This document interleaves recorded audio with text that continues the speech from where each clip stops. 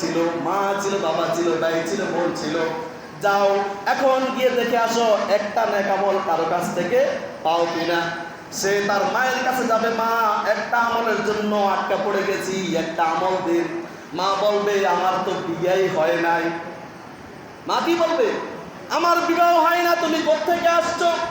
সে মাকে চিনবে কিন্তু মা তার পরিচয় দিবে না, কারণ আজকের দিনটা কেউ কারো পরিচয় দিবে না। সবাই শুধু ইয়া নাফসি করবে। আমার কি উপায় হবে? সবাই যার যার চিন্তা সে নিজে করতে থাকবে, যার যার চিন্তা, যার যার পেরেশানি সে নিজে দৌড়াদৌড়ি হাইদাস করবে যে আজকে আমার কি হবে। ইয়া নাফসি। ওই লোকটা বলবে মা আমি তোমার সন্তান। মা বলবে দুনিয়াতে আমার বিবাহিত হয় নাই, তাহলে তুমি কোত্থেকে আসলে? সে মার কাছে থেকে দৌড় দিয়ে বাবার কাছে যাবে, বাবা আমি তোমার সন্তান, কত আদর করেছো বাবা, দুনিয়াতে কত কষ্ট করে আমাকে লালন পালন করেছো, আজকে একটা আমলের জন্য আমি ধরা পড়ে গেছি। বাবা বলবে দুনিয়াতে আমি বিবাহিত করি নাই, তুমি আমার কোত্থেকে আবার সন্তান আসলাম। ওই যে নিজের চিন্তা, বাপ নিজে বাঁচলে বাপের নাম, একটা কথা আছে না? ওই সময় নিজে বাঁচার জন্য সবাই সবার কাছ থেকে পলায়ন করতে থাকবে।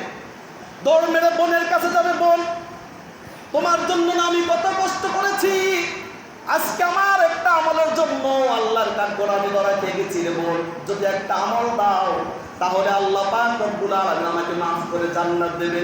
বোনও তার পরিচয় দেবে না, দৌড়াদৌড়ি করতেছে। এমন সময় ওই যে লোকটা একটা আমল নিয়ে এদিক সেদিক ঘোরাঘুরি করতেছে, তার তো একটা আমল, তার সঙ্গে দেখা হয়ে যাবে।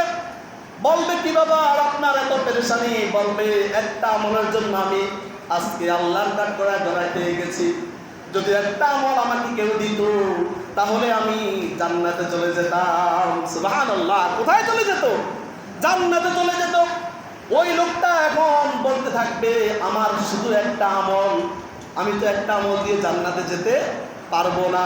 এই লোকটা একটা আমলের জন্য জান্নাতে যেতে পারতেছে না, আমার এই আমলটা আমি তাকে দিয়ে দিলাম, আমার আমলটা আমি তোমাকে দিয়ে দিলাম, নাও তুমি জান্নাতে চলে যাও।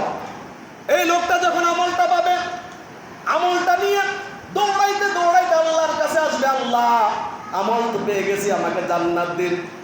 আল্লাহ বলবে জান্নাতে যাবে। এই যে এমন একটা সময়, এমন একটা মুহূর্তে তোমাকে কে এই আমলটা দিল তাকে নিয়ে আসো। সুবহানাল্লাহ। তাকে নিয়ে আসো।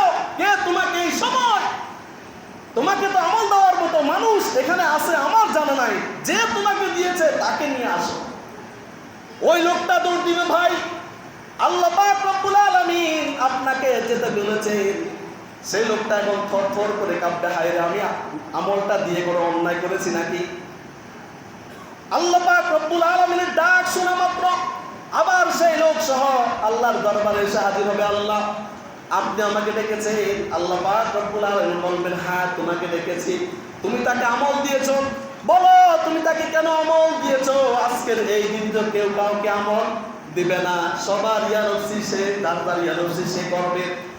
এমন সময় লোকটা বলে উঠলেন আল্লাহ আমার শুধু একটা আমল, এই একটা আমল দিয়ে তো আমি জান্নাতে যেতে পারবো না, এই জন্য উনি যেহেতু একটা আমলের জন্য আটকা পড়ে গেছে, আমার আমলটা আমি তাকে দিয়ে দিলাম, সে অন্তত পক্ষে জান্নাতে যাক। সুবহানাল্লাহ।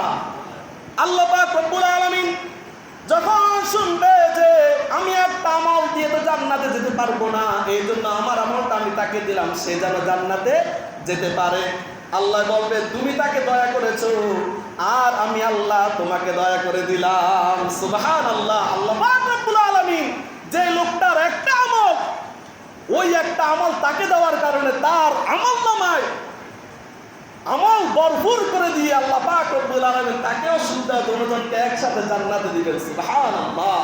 তাহলে সেই কিয়ামতের দিন আমি আপনি, আপনি আমি, আপনার আমার পিতা, আপনার আমার মা আমাদেরকে ভুলে যাবে, এমন একটা মুহূর্ত হবে। কিন্তু সেই মা কেমন মা, মা কেমন, এই ঘটনাটা বলার জন্য ছোট্ট একটা ঘটনা বলি, তাহলে বুঝবেন। একটা ছেলে একটা মেয়েকে ভালোবাসে, একটা ছেলে একটা মেয়েকে কি করে ভালোবাসে। এখন মেয়েটা বলতেছে যে তুমি আমাকে ভালোবাসো, অনেক ছেলে মেয়ে অনেক শর্ত দেয়।